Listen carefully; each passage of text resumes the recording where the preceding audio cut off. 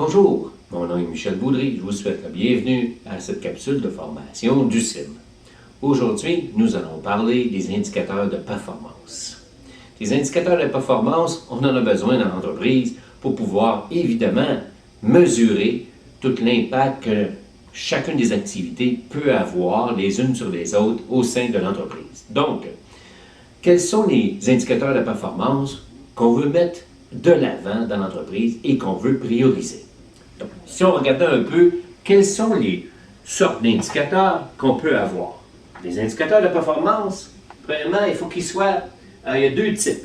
Okay? On a des indicateurs de performance qui sont de résultats et des indicateurs de performance qui sont de processus. Pourquoi la différence? Premièrement, ceux qui sont de résultats, c'est tout simplement comme une production, par exemple, si je prends une manufacture de meubles, qui produit des tables, des chaises. Si on va avoir des résultats, on pourra dire, par exemple, que cette entreprise-là est capable de produire 5000 tables par jour. Ça, c'est un résultat. Quand on parle ici de processus, le processus en tant que tel, c'est lorsqu'on dit, par exemple, que dans un équipement précis, on est en train de fabriquer le dessus de la table et on est rendu à 30% de l'activité même d'accomplissement, ce qu'on appelle les travaux en cours. Donc, le processus, c'est quand on le fait, donc on l'accomplit, et le résultat, c'est quand c'est terminé. Puis pourquoi on fait ça? C'est très simple, parce que l'entreprise a besoin des stratégies. Elle a besoin des stratégies pour atteindre des objectifs. Dans la plupart des entreprises au Québec et au Canada, on va fixer des stratégies à travers ce qu'on appelle les budgets. Ce sont des stratégies qui sont monétaires, okay, avec des résultats. Ça, c'est un premier abord.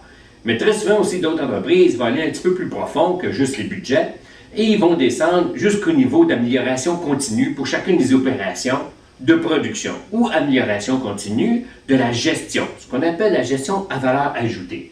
Donc, on va mettre dans la stratégie des indicateurs qui nous permettent, de diagnostiquer quel est le réel de l'entreprise et quels sont les objectifs qu'on va se fixer. Et les indicateurs sont importants à ce moment-là pour qu'on puisse faire la distinction entre les deux et voir si on est en train d'atteindre nos objectifs qu'on s'est fixés. Donc, c'est sûr qu'à l'intérieur de ça, il y a tout le volet de plan d'action et de responsable, et ainsi de suite. Okay? Mais, pour aujourd'hui, il suffit de comprendre qu'un indicateur sert à mesurer la différence entre le réel et les objectifs qu'on tend à obtenir.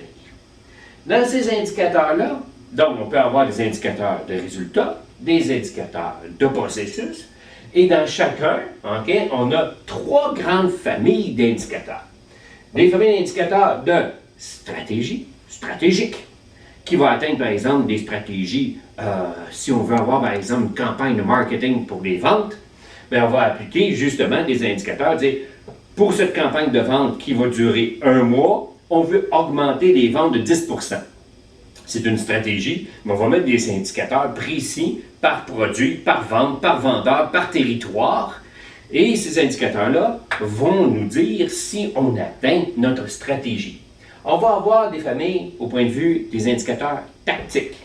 Et on va avoir aussi des familles qui sont opérationnelles. Dans la tactique, c'est tout simplement lorsqu'on veut atteindre des résultats sur le côté d'amélioration continue.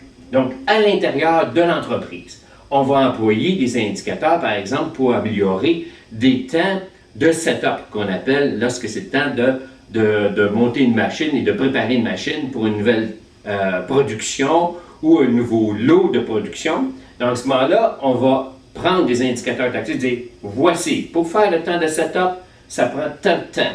Normalement, on va utiliser des méthodes qu'on appelle SMED pour améliorer le temps de setup. Donc, un coup que le temps de setup est amélioré, et on va avoir mis en place des indicateurs de processus et de résultats pour cet indicateur-là, okay, cette famille tactique, on va voir l'amélioration qu'on a eue. Et aussi, on a les familles d'indicateurs opérationnels. Un peu comme je vous disais tantôt, tout simplement, lorsque c'est le temps, par exemple, de sabler le dessus d'une table, si ça prend normalement 30 minutes, mais on va voir l'opération et on va savoir combien de temps que ça prend et les améliorations qu'on peut apporter sur l'opération même de sablage. Donc, on va avoir 3 familles distinctes au sein de l'entreprise et dans chacun de ces familles-là, on va avoir les 2 types, des indicateurs de résultats et les indicateurs de processus pour chacune des familles. Et évidemment, il faut toujours se rappeler qu'un indicateur doit être intelligent. C'est pour ça qu'on a des indicateurs qu'il faut qu'ils soient absolument smart. Donc, smart, c'est que S veut dire que l'indicateur doit être spécifique, bien décrit et surtout compris par les gens qui vont l'opérer, mesurable, donc quantifiable, soit en quantité ou en qualité, mais il faut qu'il soit quantifiable, A, atteignable, R, raisonnable et T, temporel. Quand on parle de temporel, il est très important que l'indicateur de performance soit fixé dans le temps, soit par minute, par seconde, par heure, par jour, par mois, mais il faut qu'il y ait une donnée qui est dans le temps pour que votre indicateur soit intelligent, qui vous parle et à partir de là, l'associer à un tableau de bord pour qu'on puisse prendre des décisions.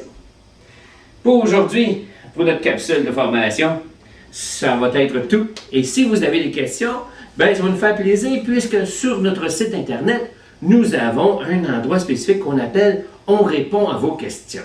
Donc, vous avez juste à cliquer dans cette section et à poser votre question. Et nous, ça nous fera un plaisir de vous répondre. Fait à la prochaine. Merci. Ici Michel Baudry.